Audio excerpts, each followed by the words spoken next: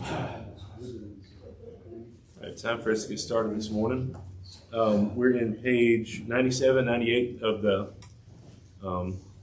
lesson book this morning. I beg your apologies. I've got some sinus stuff going on, so that's going to be hopefully not too much of a distraction this morning, but if it is, I'm sorry. We got about halfway through our overview of the divided kingdom, so we'll be continuing there. And then we'll try to go into lesson 27, and we'll just see how we do here. Good to see everyone out this morning. Let's bow for a word of prayer. Brother Scott, would you lead that, please? Pray with Our Heavenly Father, we thank you for blessing this day. Each one here has a measure of health that allows them to be here, and we have a spirit and desire to come together and study your word, be a body, love one another, show our desire to please you. We're thankful that we have a local congregation here, that we can function as a body that we see the example of in your word. We have some that are missing, that are traveling, some that are sick, so we miss them when they're gone. We ask you to be with them. For any that are missing for spiritual reasons, we pray that they would turn back to you, and that we may be vessels in this and have words to say that might help them decide to come back and serve you. Be with us this very hour as we open your word and study from it. We know that all the scriptures are beneficial to us. So when we learn about the old kings and the old ways, we learn more about you, and that's what we seek to do this morning.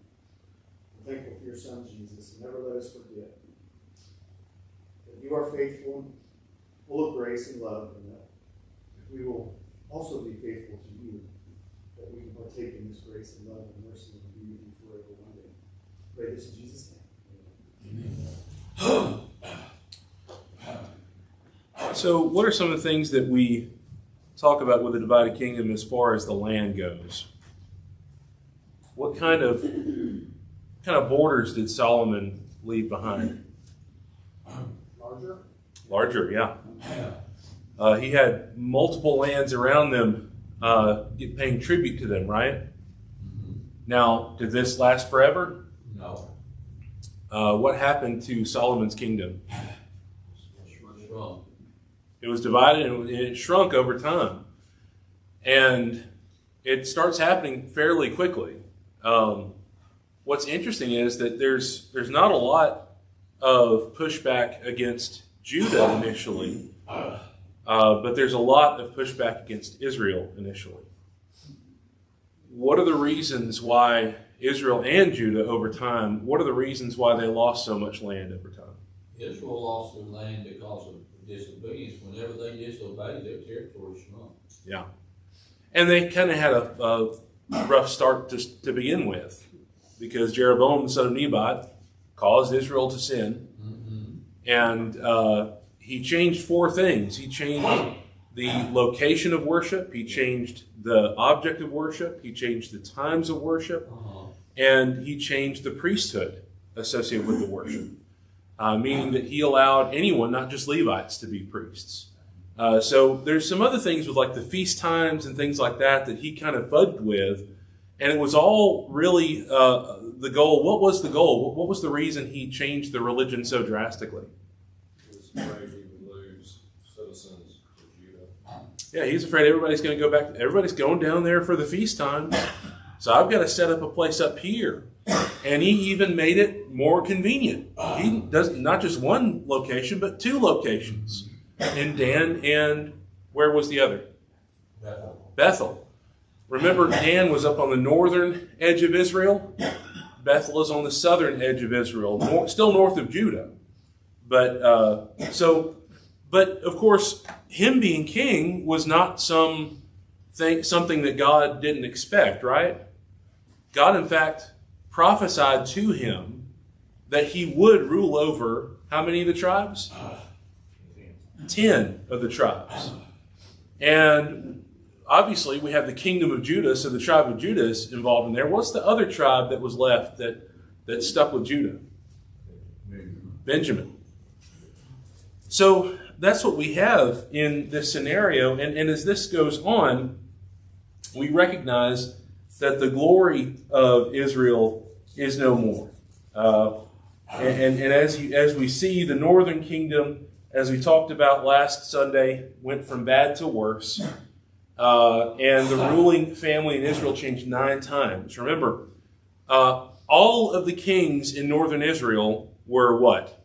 Wicked. They were bad kings. Not one of them was faithful to God. Now, some of them got kind of close. But in Judah, were they all bad kings in Judah as well? No. You had a number of good, faithful kings to varying degrees. I think 3 of them are probably the best of the lot. You have you think about Asa, Jehoshaphat, and Hezekiah. Jehoshaphat, Hezekiah, and Josiah. My display just went off. Interesting. Okay.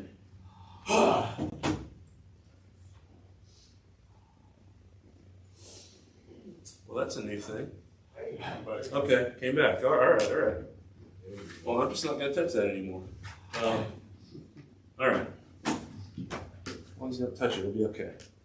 All right. So we have these divided kingdoms. There's a consistent pressure from other countries upon Israel. And again, the basic thought we have is when these countries, when these kings, primarily, when they did good, God would bless them. When they did evil, God would punish them. And it goes back to the promise to David. When your children commit sin, I will chasten them with a rod of iron. When they do good, I'll bless them.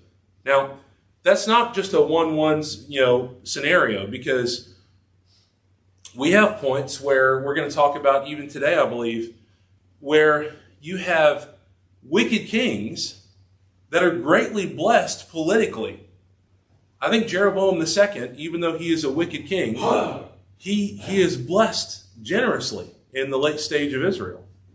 So that's one thing to think about there. But Israel did control most of the trade routes. Remember when we talk about the let's see, tell me what is this trade route over here? Coastal plain down here, but what's the trade route called? Way of the Sea.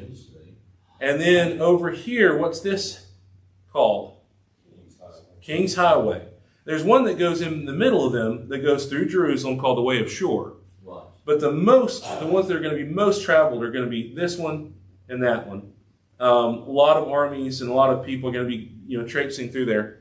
And so you look at how Israel is set up here. Israel is all in this territory right here. Look at all the access they have. They can set up stations here, and but of course that they're about to lose everything east of the Jordan. So that's going to be a really big problem. But of course, Judah itself is landlocked. The main routes avoid the more difficult roads through the hill country, and you have the Dead Sea as a natural barrier on the east. And the Philistines hold the southern coastal plain. But they have a slight advantage. Israel was a more prosperous nation, but they tend to be at ease. They tend to forget about God in the northern kingdom. And foreign powers who want to control those trade routes come in direct conflict with Israel. So remember, Judah really from the start only has access to that middle trade route, the Way of Shur. They don't have access to the other two, which cuts them out a lot of money coming in. So that wealth pouring into Israel is a blessing to them. But partly because of that is why they're so content and complacent. When Amos calls the women of Israel the cows of Bashan, what he's really talking about is just this wealthy, well-to-do, I have no issue, nobody's going to touch me. And that kind of pride is what gets in the way there. And so having Bible knowledge of this period of time is going to help increase our faith and service to God. And I think Brother Waldron does a good job dealing with that in this lesson. He sent inspired prophets to his people throughout their history. And I like how the guy who did these PowerPoints says that these are preachers, because that's basically what they were doing. That they weren't there just to proclaim future events. Prophecy in the Old Testament was much more about just simply teaching, hey, adhere to the will of God. Do what he says. Be faithful to him, and it will be well with you. All these aspects come to help us understand. And again, it's helpful for us in that way, because what do we have today? We do have preachers and elders who are, the whole goal is for us to encourage each other. Hey, hold tightly to God's word. Obey the gospel. Do what's right and listen to him and lean on his grace. All of that really is the same mission. And so that's why it's helpful. Yes, they were under a different law. Yes, there were different circumstances. But at the core is still the same dynamic of God reaching out to his people and saying, I want you to be my people. I want you to be faithful to me. And so they sought to encourage the people to serve God faithfully, pointed out the error of their actions, but the people still became more and more wicked. The prophets recorded their messages. Not all the prophets wrote. And what's interesting, when we read the Old Testament, why do we call them the major prophets and the minor prophets? Content, just bigger books. Isaiah, Jeremiah, Daniel, Ezekiel, those are called the major prophets because they literally have more text devoted to them. And then you have the minor prophets, and they're not any smaller, they're not any less important, but there's just less text involved with typically all of those books. And so that's why we call them that. But all of their message and their mission was all the same. We distinguish it because of the biblical canon and how it just helps us a little bit to manage it all. But we, of course, need to always listen and heed the words of God to ensure everlasting life with him. Let's talk about this family tree that we see here. Very early on in these divided kingdoms, you have the line of David going down through Judah. Every king that ruled over Judah was a son of David. And they knew this. They expected it. They intended it. And there are even times where they have to push for that in spite of other issues cropping up. And we'll get to that. But he talks about how Jehoshaphat's son married Ahab's daughter. I don't know. I'm not trying to speculate too much. I think Jehoshaphat wanted to somehow try to unite the kingdoms. I think that was his goal, was to say, well, maybe we can kind of get this together and somehow we'll just kind of blend in together and it'll all be okay. I tend to think about that from the standpoint that sometimes in my mind I kind of compare Jehoshaphat with our institutional brethren, thinking that, being more like the world, and not that they all think this way, but by any stretch of the imagination. But a lot of what led down those roads is this thought that, well, people will be more accepting of us if we do this and this and that and that. Now, again, I'm not trying to paint with a broad brush there, but I think that's what Jehoshaphat was thinking. And yes, sir. No, I absolutely agree with you. I had the same thought process. If you look through, monarchies throughout history, more often than not, you'll see competing nations and competing families that there are arranged marriages between the children, just to open trade routes, just to open maybe strictly military alliances, just to do any number of things. And it's, it's not necessarily a marriage of convenience, but it is for the purpose of growing the strength of nations, just by a simple act of marriage. Yes, sir. Absolutely. And there was precedence for this. Solomon had kind of opened up the can on this, by marrying these foreign women and forging alliances. So maybe that was what Jehoshaphat was thinking. And Jehoram married Athaliah. Think about this, though. Who's Athaliah's mama? Jezebel. Imagine having Jezebel as a mother-in-law. Wow. Oh, boy. Wow. But this really affects the kingship going forward. And this is why it's important for us to do this, to kind of walk through this, because if we just read through it and don't think about anything, we're going to come across the same name being mentioned in Israel and Judah. And why is that? Well, people in certain families will use similar names. You know, how many families do we know? I know at least 2 families I can think of right off the top of my head that all name their kids with the same first letter. Okay, that's okay. That's fine. But it's just that's a common thing that we do. And so let's talk about these questions at the bottom of page 98. Let's talk about Jehoram of Judah. What is Jehoram of Judah to Ahab? Son-in-law. How about Ahaziah of Israel? Brother-in-law. Jehoram of Israel? Brother-in-law. And then Ahaziah of Judah? Brother? Father. Father? Yeah. Ahaziah is Jehoram's son. So that's where Ahaziah, over on the left, right under there, Ahaziah. Now Ahaziah doesn't last long. And it's after him that Athaliah usurps the throne in Judah. So again, that's kind of a nightmare scenario. Yeah. But let's talk about Athaliah. Who is Athaliah to Ahab? Daughter. Jehoram of Israel? Sister. And to Jehoram of Judah? Wife. What is she to Ahaziah of Judah? Mother. And then Joash of Judah? Grandmother. So it's really interesting and helpful for us to do that. So Omri, we're going to talk about Omri, but Omri was a very important figure in early Israel. But this is really the same, a dynasty of its own, the Omri dynasty. And so we'll talk about that more as things go on. Lesson 26, any more comments before we keep going?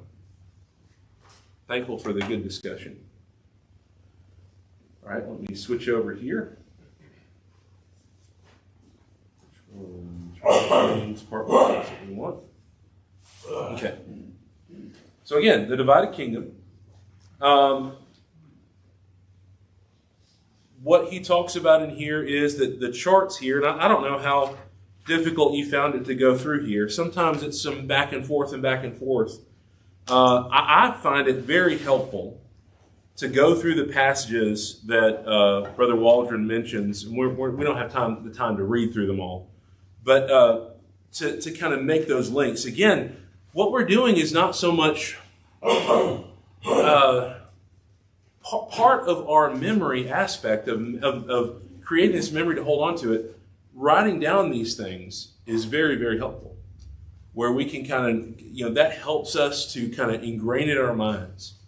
And so these blanks, starting in page 102 and going on, these blanks are very helpful for us and to be able to learn these things and to get them all kind of chronologically fit together. And but in these outlines, not all the stories about all the kings are included. This is not exhaustive, but it is instructional.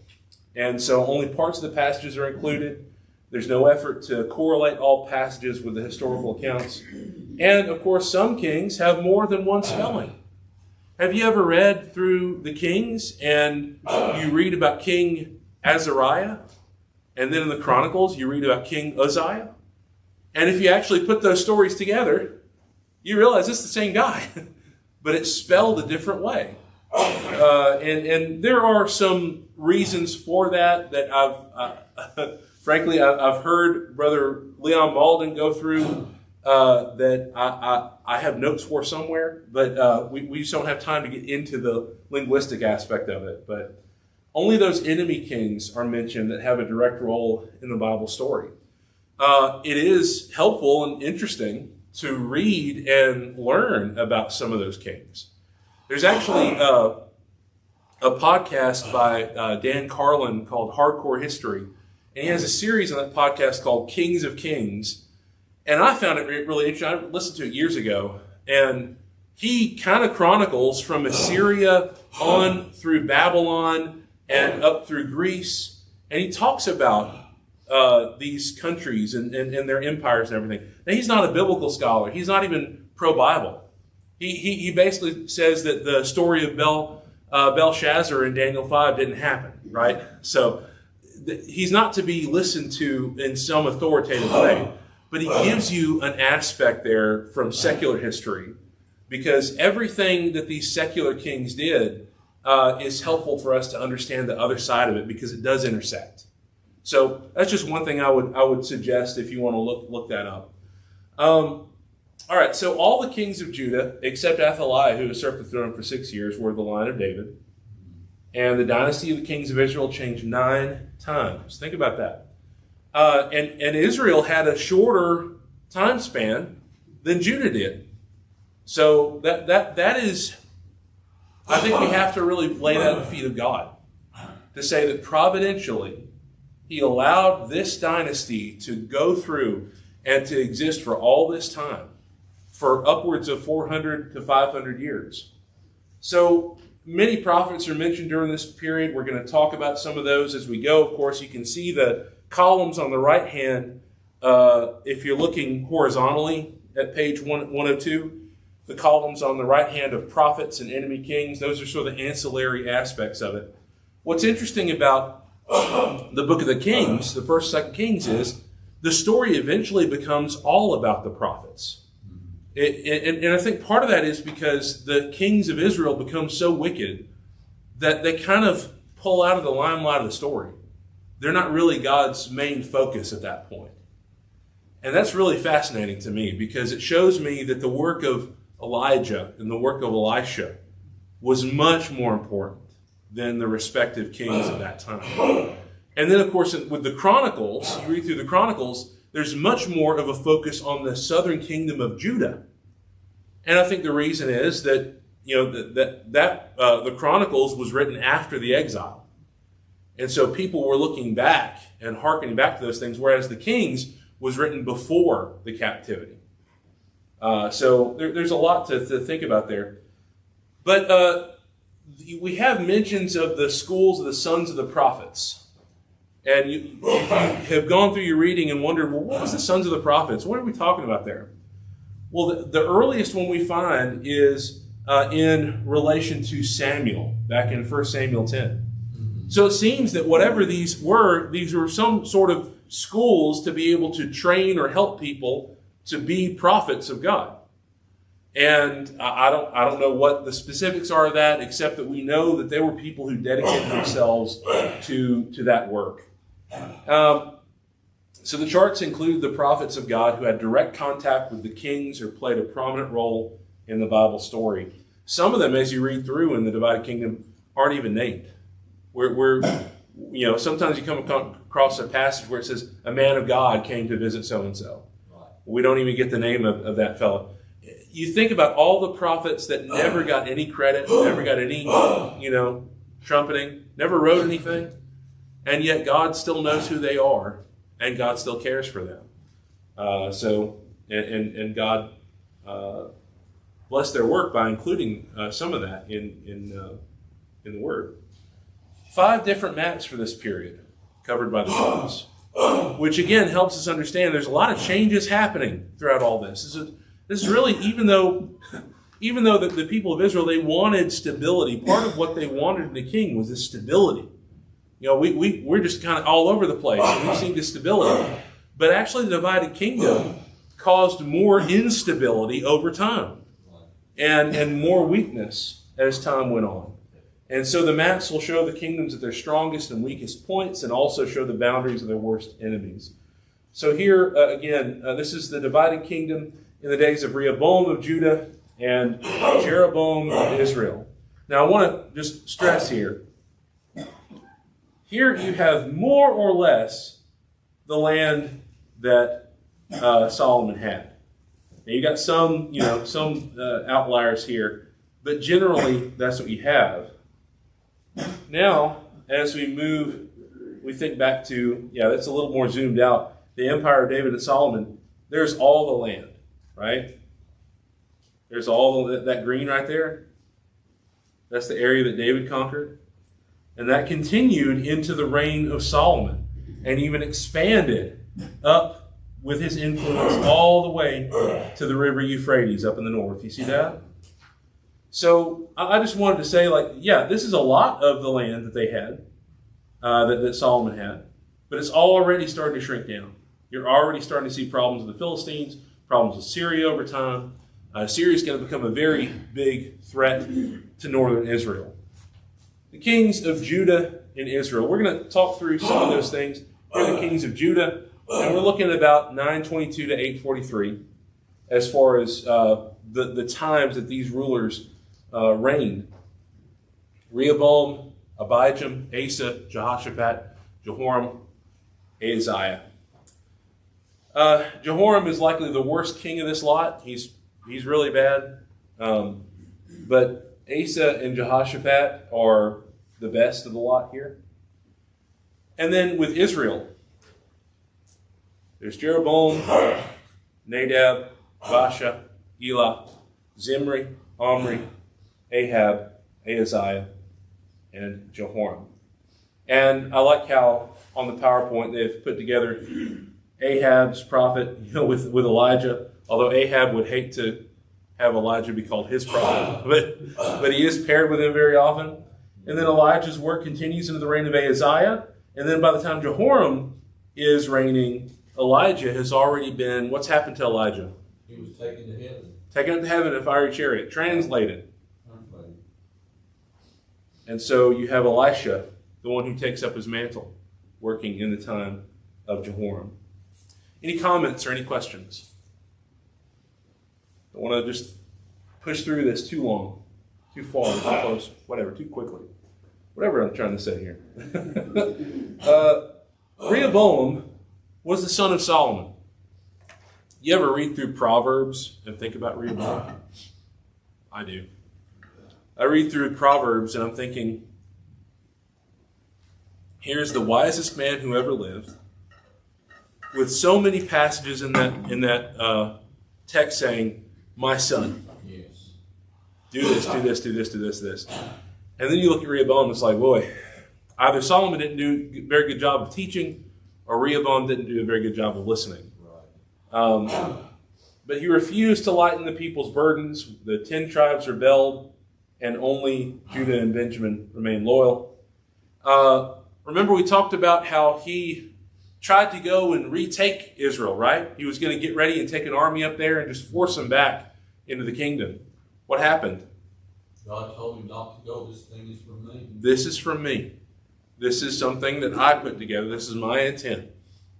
And to his credit, and let's give credit where credit's due, he goes back to Jerusalem. He doesn't push past that. He could have very easily just ignored the word of God, but he was faithful to God in that moment. And generally, he was faithful to God for about 3 years. And the Levites and other faithful Israelites joined his kingdom. Many of the Levites in the northern kingdom, they go to the south because they see what Jeroboam's doing. And they say, well, I can't do this. And, the Levites were not always like the heroes. They didn't always do the right thing. But sometimes they do the right thing. And Rehoboam fortifies his border cities. Why do you think he might have done that? Keep the enemies out. Yeah, keep the enemies out. Also, kind of to keep... So the text tells us that Rehoboam and Jeroboam were at war all the days of their lives. But the thing with that, though, is we got to keep in mind God had forbidden military activity. Or at least he had forbidden Rehoboam from conquering Israel. And so what we kind of have to arrive at from there is that they had a hostile relationship. This is not a thing where they were just on good buddies and everything. They were not like Jehoshaphat and Ahab by any stretch of the imagination. And so we recognize that, but over time he fell into the same sin as his father. He forsook God. And so the sense where the people became more evil than what their fathers had done. As a result, I think Shishak of Egypt attacked both Israel and Judah. His Egyptian records have been found, and they list 150 cities he attacked. Rehoboam gave him wealth from the temple to spare Jerusalem. The prophet in Rehoboam's time was Shemaiah, the man of God. Let's talk about Jeroboam. He assumes kingship of the 10 tribes. They're called Israel, and God promises to establish his house if he is faithful. Essentially the same promise that he made to David, he kind of makes to Jeroboam. As long as you hold to me, I'm going to make you, I'm going to let your throne reign forever if you're faithful to me. I don't know how God would have worked all that out had he been actually faithful. But he set up golden calves at Dan and Bethel, established a new priesthood, new feast days, and there was a man of God who came to him that is unnamed, but he prophesied against the shrine at Bethel. He prophesied against the altar at Bethel. And you remember that Jeroboam calls for him to be arrested, sees him, and then his hand shrivels up. Right? And then he begs for the man of God to ask God to restore his hand. And God does. And you would think that would be a strong enough warning to Jeroboam to get his act together. But sadly, that wasn't the case. But that ties into some other things later. Tirzah becomes the capital of Israel. It's not far from Samaria, which is going to be the ultimate capital. But that is the thing. When we read about this area, this time, we often think about Samaria in connection with northern Israel, which is right. That's what ultimately becomes the capital early on. But right now, the capital is at Tirzah. So the prophet Ahijah had prophesied about the divided kingdom, and he was in that time as well. Abijam, back in Judah, Abijam is Rehoboam's son. He walks in the ways of Rehoboam, but he still worshipped at the temple. What we have right now is, the fancy word for it is called syncretism. Syncretism is when you take two different religions and kind of blend them, or you're kind of like holding on to both at the same time. And I think that's kind of what Solomon sort of opened up the bag on that, to kind of allow for this other kind of strain of thought. Abijam and Jeroboam fought in the hill country of Ephraim. So it does seem to be that there are some military conflicts now in the reign of Abijam. It's likely that Jeroboam thought that, well, now it's just Rehoboam's son, I can go take him. Well, Jeroboam is defeated. And because Abijam stood up for the Lord. You can go back and read about that. Abijam is saying good things and is putting his trust in God in that moment. That's good. But he did walk in the ways of Rehoboam, sadly.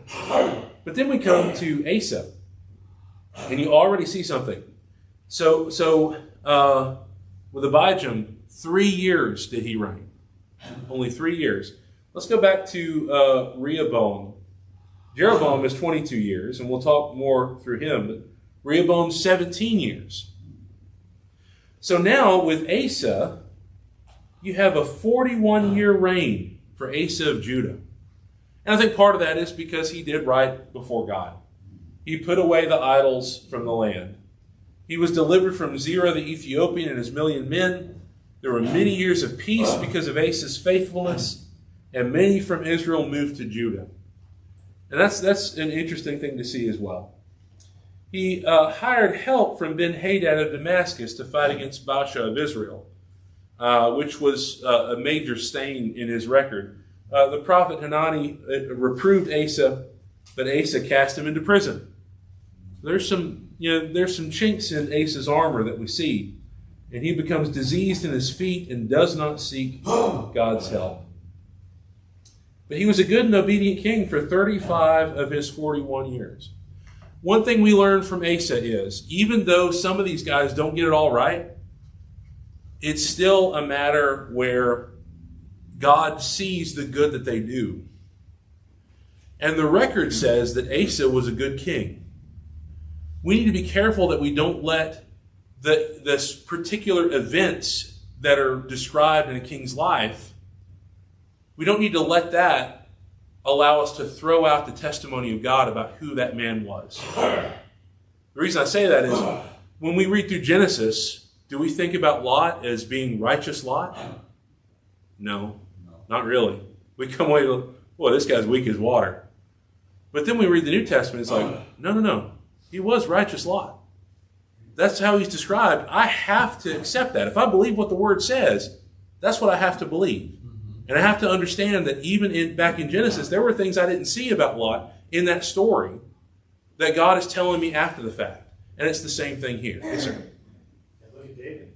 Yes. Yeah. I mean, and here, the thing that really helps us too here is that I don't want to be so harsh with these characters, because what does that mean about me? Like, do I want God to be harsh and, super critical with me? No, I want God to look at the good in my life and have grace on me. So, yes, sir. 1 Corinthians 10, about verse 10, it says, these things were written for our learning and has been passed down that way. What you see here is in the case of David. He's human. He's not perfect. If he was perfect, we'd be worshiping. But all of these people have flaws. They all need God through the law. We need God through Christ. Is, I think, is the point of it. Absolutely. Absolutely. Stephen. Yes, sir. Asa, he was loyal to the Lord. The high places were taken away. Would that make him any less loyal, or? Well, what I've understood about that is that the high places were not always associated with idol worship. Now, the notes that the text makes about that does make note of that the high places are not taken away.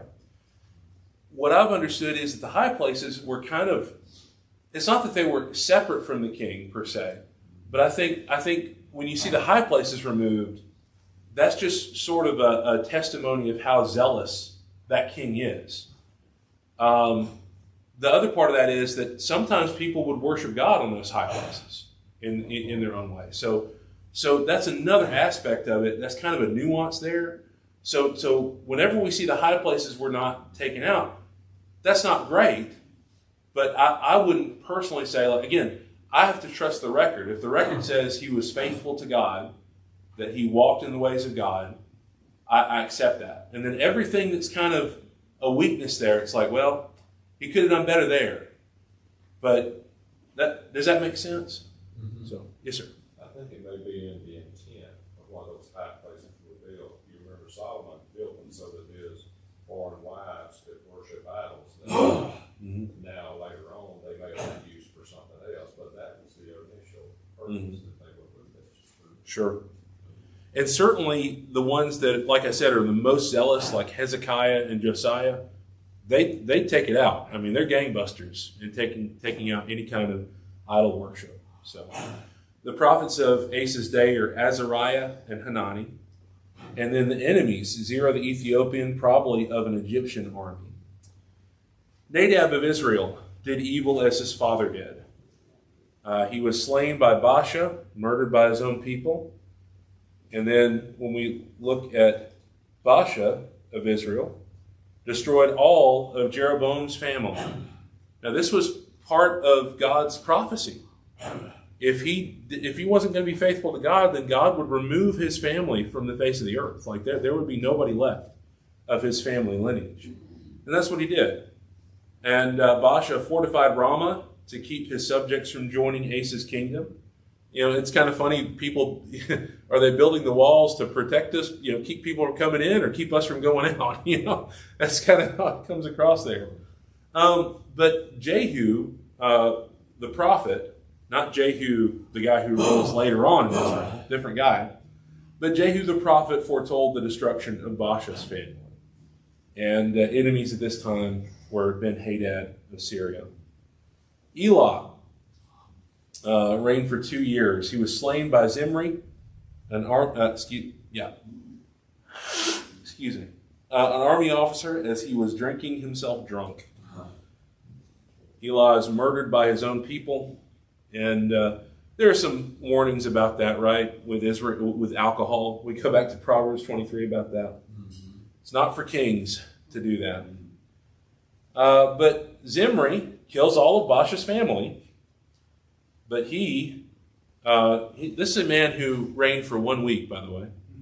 Zimri's a flash in the pan. Attacked by Omri at Tirzah, and he burned the palace over himself to avoid being captured. So better to die in a fire than to be taken by Omri, apparently. Omri overcame his rival Tibni. He bought a hill from Shemer and built the capital city of Samaria. So the guy was named Shemer, so he named it Samaria. Samaria itself, if you look at pictures of it, you can see why it was settled that way. It's a very big hill, and it seems like you could see from way far off in every direction. So if you look at Samaria today, but little is said of Omri in the Bible. We don't have a lot about him, but he's very important politically. For the next century, Israel is referred to as the house of Omri in the Assyrian records. So from a secular standpoint, Omri was a really important guy. And his son Ahab comes to reign. After he reigns for 12 years, Ahab reigns for 22 years. And Ahab is the worst nightmare for Israel. This guy is just horrible. Married Jezebel, the daughter of Ethbaal, king of the Sidonians. That marriage strengthened the alliance between Israel and Phoenicia. So which direction was Phoenicia to Israel, by the way? Up in the north, yeah.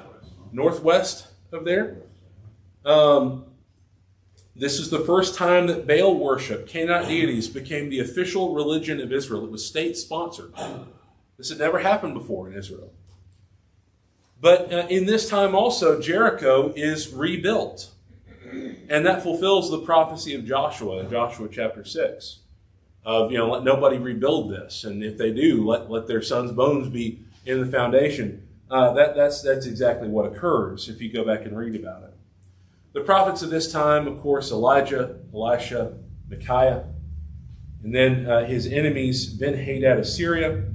And the Assyrian records tell of a battle at Karkar on the Orontes River with Ahab and Ben-Hadad, part of the opposing coalition. So again, we have secular sources confirming the Bible again. In his time, Israel is punished by a 3-year drought. The Syrians besiege Samaria and they're defeated. They attack again at Aphek and they're defeated. And Ahab takes Naboth's vineyard and Jezreel. And Micaiah prophesies Ahab's death, and Ahab is slain in battle. All through this time, you have Elijah and the prophets of Baal having a contest on Mount Carmel, which, of course, God wins that entirely. Elijah flees from Jezebel to Beersheba and on to Horeb, and he later anoints Elisha. Let's talk about Jehoshaphat. He's a very good king. The Chronicles tell us that he walked in all the ways of his father David. That's only said about 2 other kings, Hezekiah and Josiah. And so Jehoshaphat of Judah appointed teachers to teach the law to the people of Judah. That's the first time we see one of these kings trying to do that. What's really cool about this too is you see Hezekiah doing the same thing. Even after Israel has fallen, Hezekiah is sending teachers up into northern Israel to teach the people of God. So he received tribute from the Philistines and the Arabians, and he sadly joined forces with Ahab to try to recover Ramoth Gilead from the Syrians that would have been up in the northeast. He is rebuked for his alliance with Ahab by Jehu. And Moab, Ammon, and the Maonites rebel against Judah at this time. And he joins forces with Jehoram to subdue Mesha. Let me look in my notes real quick at this. Yeah.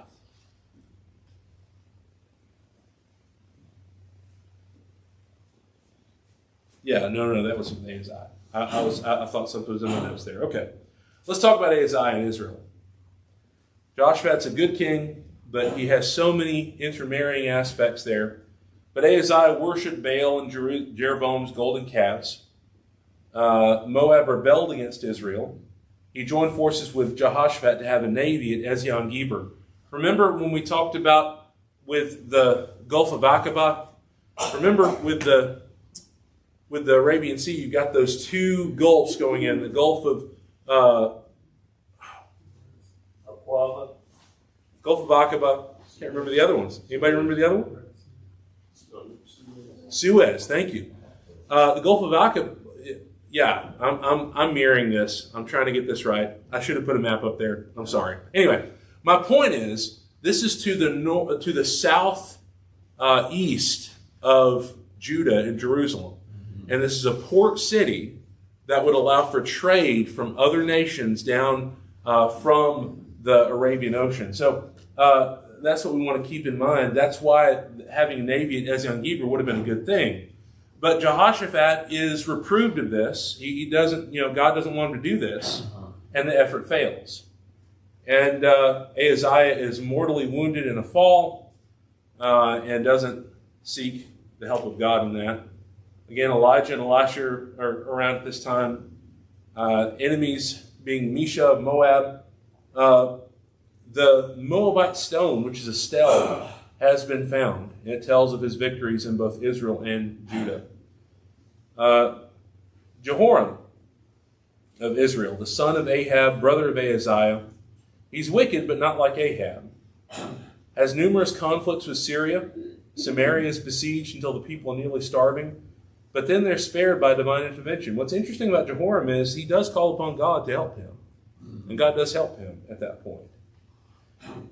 He's wounded in battle with the Syrians at Ramoth Gilead and murdered by his own people. Elijah is translated about this time, and several stories of the miracles of Elisha and his work span the reigns of several kings in northern Israel. But the story of Naaman takes place during this time frame. Jehoram of Judah. I can't believe how bad Jehoram is. It's really crazy to think about how you have these really good kings and then these really awful kings that are their sons. He comes into his reign and kills all of his brothers. He had married Athaliah, daughter of Ahab and Jezebel.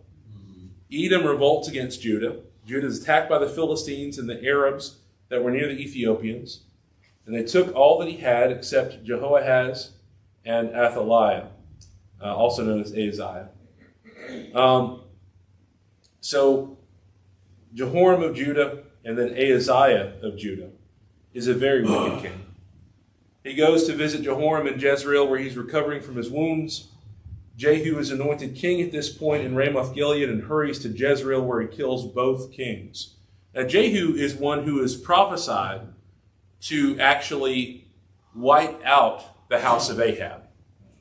And what God tells him is, if you do this, then I will put you on the throne for 4 generations. And that's exactly what occurs. He is faithful in carrying out God's commands for that purpose. And in some ways, it's interesting because it seems like Jehu might be the closest that Israel ever got to a faithful king. But let me see here. Why can't I? There we go. So let's kind of keep this going, and we've got about 10 minutes left. We've already talked about some of these kings, but Athaliah is about to take over the kingdom. You have Joash, Amaziah, Uzziah, Jotham, Ahaz, and Hezekiah. Notice how many of those kings are good kings. Only 2 of those reigns are bad news, right?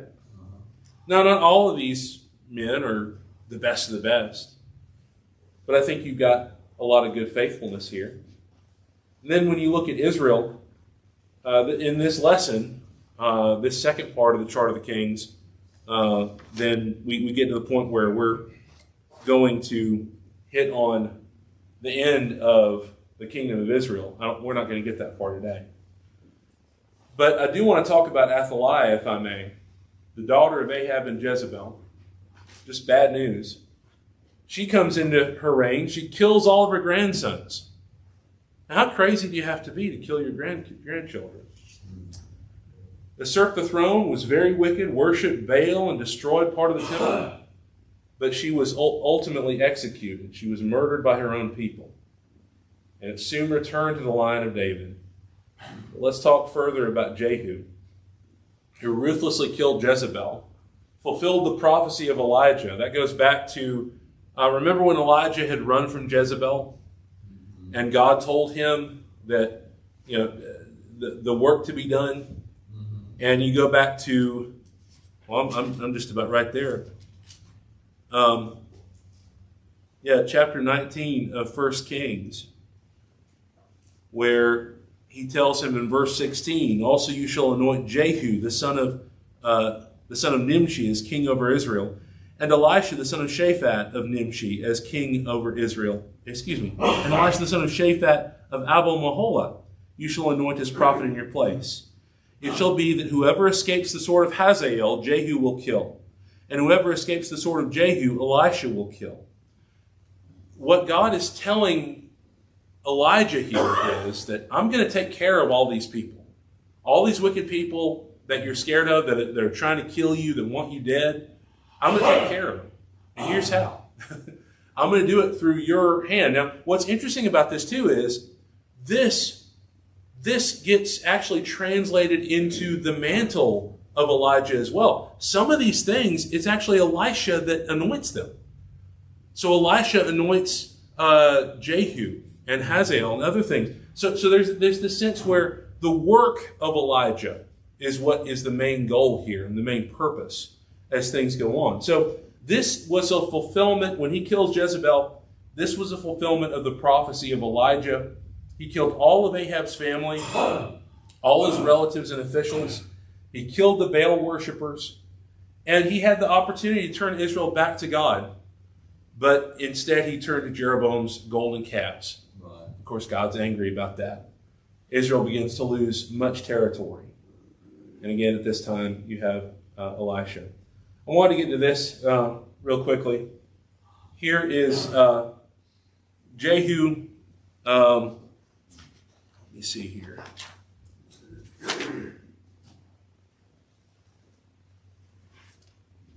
Okay, no, that's a little bit too far. Yeah, here is Jehu, and he paid tribute to Shalmaneser III of Assyria. I don't know how easy that is to see up there, but if you look right here, here's Shalmaneser III standing right there. And then inscribed on the black obelisk of Shalmaneser, here's Jehu, the king of Israel, bowing before Shalmaneser III. Mm-hmm. So I just think it's important for us to see, again, this is something that people that in the secular world we can look and see. This is evidence that these were real people, that they did exist. And so I just think that's helpful for us. We're going to pick up there, Lord willing, with Joash. I think it's a good point for us to stop. We're going to pick up on slide 7 of this, Lord willing, on Wednesday night. Any other comments or questions before we finish up today? Yes, sir. Just wanted to ask you about this, and it was something that, it was kind of, I guess the best way to say it is one of my fundamental things that kind of took my faith away for some years, is how I couldn't reconcile inside my head how, God, who knows everything from beginning to end, how he would allow, certain events to happen and transpire. And here you have a tale of two countries. You have one country that is usually continuously blessed by God because they follow his ways, versus another country which basically turns it back on the entire land of that country. Now God knows this is going to happen, but it's not that God has said it to his people. They're given every opportunity in the world to change their ways. It's just the fact that they don't. And they continue to stray further and further each generation, more wicked than the next. Even though when they do follow his word and think of what the example said, they are blessed for some periods of time. Versus the other kingdom, who is blessed for long periods of time, and when they stray, someone corrects the course and they're back on the straight and narrow for at least some period of time. And it's not that God, I don't say he allowed it out of negligence, or he allowed it out of the fact that he was more set free to these people versus against them. It's more the fact that these people actually listened and tried to do what he was asking of them versus these people who strayed from them. And when you do the right thing, there should be good consequence for that. When you do the wrong thing, there's bad consequence for that. It's not favoritism. It's who is actually following my word. And Yeah. these things are my promises and my preaching. Absolutely. And that comes down to individuals versus nations. I think that God judges nations in a different way than he does individuals. I think there are some ways that nations have a destiny and have a place where God is going to allow them to go. But on an individual level, I believe God leaves up to us. And the reason for that is, at least one of the ways I could look at that, when Abraham is commanded to offer Isaac, what does the angel tell Abraham when he stops him? Right? He's about to slit his throat. He's about to offer him as a sacrifice.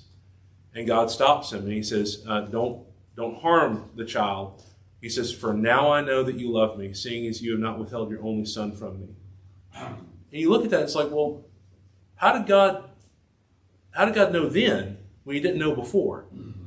And I think there's a sense where God limits himself in some directions. He's powerful enough to do that, I believe, to give this area for us to have a free choice. Yes. Because if we don't have that, then we're just kind of robots. And there's no reason for us to really want to choose the right way. And so Abraham had to choose to get up early and to be willing to be faithful to God, even though he hated to do it. He didn't want to do that. But God says, now I know that you love me. Well, I think God knew Abraham, but I think he left it up to him to decide and choose. That's how I look at it. Yes, sir. That's what I was going to say. It was more about it wasn't that God didn't know, it was that Abraham didn't know. Right, yeah. The way I look at it is like God has all these strands of our lives ready. And he kind of knows, regardless of what choice we make, how our lives is going to go. He knows all of it. But he pulls back enough to say, let's see what he does. And then whatever choice we make determines a lot of other things. Yes, sir. And those events are teaching. Yes. That's how it teaches us. We see it from hindsight, all the choices that were made, and which was the correct one. That should create in us faith that we need to pick the right. Right. And leaning on his grace to make up for that, right? Yes, sir. And it's always right because God is just. Yes. Yeah. He knows what's best for us, and I don't know. I'm sure we could spend all our time thinking about all sorts of examples like that, but I do think about Moses. Moses struck the rock instead of speaking to it. He wasn't faithful to God in that moment, and it was a moment of frustration. It was a moment of intensity where he kind of disregarded what God had told him to do, and kind of on his own pride aspect as well. But God, again, kind of like these kings, God's general record of Moses is, this was a guy who had a face-to-face relationship with me. He was my friend. And the sense of like, if I know that he can do that for Moses, I know he can do that for me. And Christ's blood reached back to Moses, and it reaches forward to me. That's right. And so appreciate those thoughts, though. Good points. Anything else?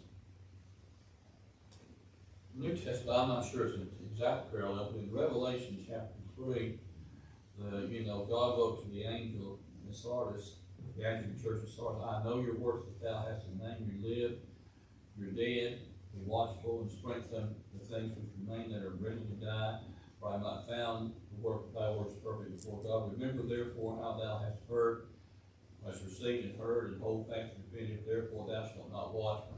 I will come on thee as a thief, and thou shalt not know what hour I will come upon thee. You read those first three verses, you say, ooh, that's a bad church. I doubt there's anybody faithful. And then you read verse 4. Mm-hmm.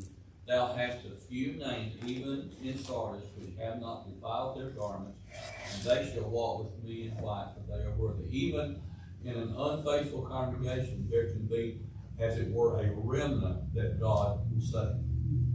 Well, I think too, like you had a point there where their lamp hadn't yet been taken away yet. True.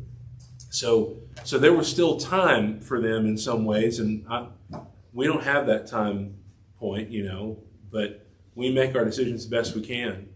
But yeah, no, and because again, that helps us understand we're all works in progress. We're not, we're not going to be perfect. We're going to make mistakes. We're going to hurt each other from time to time, and we just need grace and mercy to get through it and to work through it and trust in God. Do that. Appreciate that. Anything else?